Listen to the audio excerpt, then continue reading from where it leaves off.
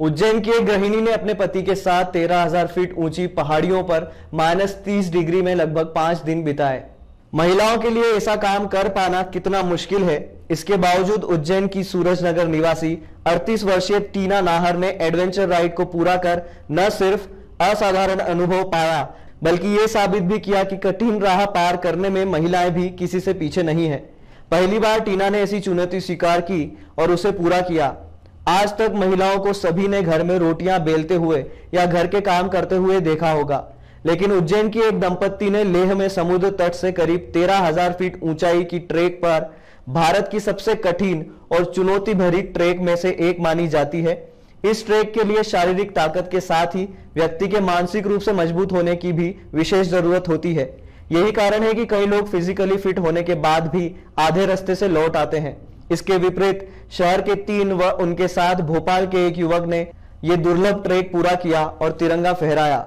युवा सूरजनगर निवासी 40 वर्षीय जितेंद्र नाहर, पत्नी टीना नाहर, तेलीवाड़ा निवासी विक्रांत जैन, भोपाल निवासी पीयूष जैन हैं।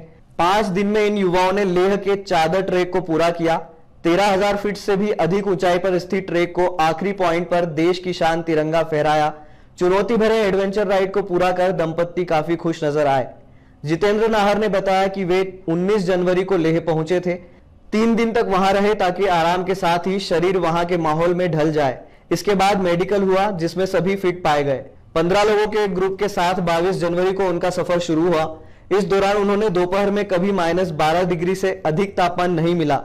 रात को तो -30 से 35 डिग्री तापमान हो जाता था। इसके बावजूद सफर जारी रखा और 70 किलोमीटर लंबा चादर ट्रेक पूरा किया। इस दौरान कई जगह बर्फ की चादर टूटी मिली, जिसके कारण नदी में 3 से 4 फीट पानी होने से भी गुजरना पड़ा। अच्छा तो इतना लगा जिसकी कोई सीमा ही नहीं है, क्योंकि वो हमारी खुशी के लिए बिल्कुल एक अलग ही अनुभव था। और रही बात चैलेंजेस की, तो चैलेंजेस सारे आते चले गए, लेकिन आते भी हैं उसमें हम पहले से मानसिक रूप से तैयार होके गए थे। और एक बार वहाँ मुकाम पे पहुँच के और तिरंगे फहराने का जो अनुभव था वो एकदम अभूतपूर्व अनुभव रहा।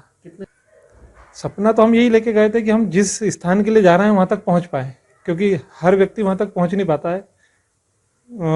ग्लोबल वार्मिंग के कारण चादर टूट जाती है, कभी क्या हो जाता है, उस हिसाब से यही सपना संजो के गए थे कि एक वहाँ तक पहुँच जाएं बस, और अंततः हम वहाँ पहुँच ही गए। यहाँ से हम 4 लोग हम यहाँ से गए थे और 10 लोगों का ग्रुप हमने वहाँ ज्वाइन किया था। टोटल हम 14 लोग गए थे। 3 दिन और चौथे दिन हम लास्ट पॉइंट पे पहुँच गए थे। टेम्परेचर -16-15 से तो बढ़ा ही नहीं एक भी बार दिन में भी, और रात को -30-35 तक चला जाता था टेम्परेचर, और चारों तरफ बर्फ। और एक दिन 23 तारीख की शाम को हुआ था स्नोफॉल काफ़ी, तो उससे काफ़ी चुनौतियां बढ़ गई थी। एकदम ठंड बहुत तेज हो गई थी, सब चीज़ जमने लग गई थी। हम जिस टेंट में रुक रहे थे उसके अंदर पानी बर्फ जमने लग गया था, हमारा पानी जमने लग गया था, सारे ट्यूब्स और ग्रॉसरी सब जम चुके थे। तो सबसे ज़्यादा तो ठंड की चुनौती रहती है वहाँ पे, वो काफ़ी हमको तकलीफ उससे हुई। टीना नाहर ने बताया कि इससे पहले उन्होंने कभी इतना चुनौती भरा कार्य नहीं किया है। पति ने चादर ट्रेक चलने की बात कही तो मन असमंजस में पड़ गया, क्योंकि पता था कि ये इतना आसान नहीं होगा। फिर निर्णय लिया कि इस चुनौती को स्वीकार करना चाहिए। पति ने काफी साहस बढ़ाया। हमने 1 महीने तक इसकी प्रैक्टिस की। सफर के दौरान कभी डर लगा तो पति के उत्साह व हिम्मत ने मुझे बधाइयां दी और हमने 25 जनवरी शाम को आखिरी पॉइंट मेरठ पर देश की शान तिरंगे को फहराया। उस पल की खुशी तो मतलब मैं शब्दों में बयान ही नहीं कर सकती हूँ। मतलब मेरा बचपन से एक सपना था कि मैं ऐसी जगह अपना राष्ट्र ध्वज फहराऊँ जहाँ पे मतलब हर कोई जा नहीं सकता है।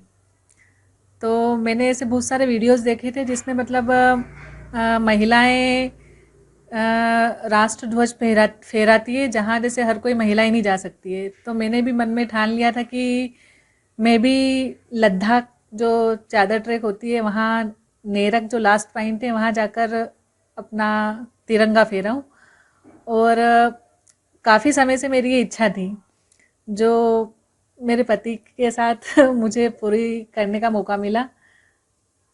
हमारे साथ जो थे उन्होंने भी वहाँ पे तिरंगा फहराया और मतलब सब की जो खुशी थी वो मतलब देखने लायक थी, क्योंकि हर कोई तो जा नहीं सकता है वहाँ पे।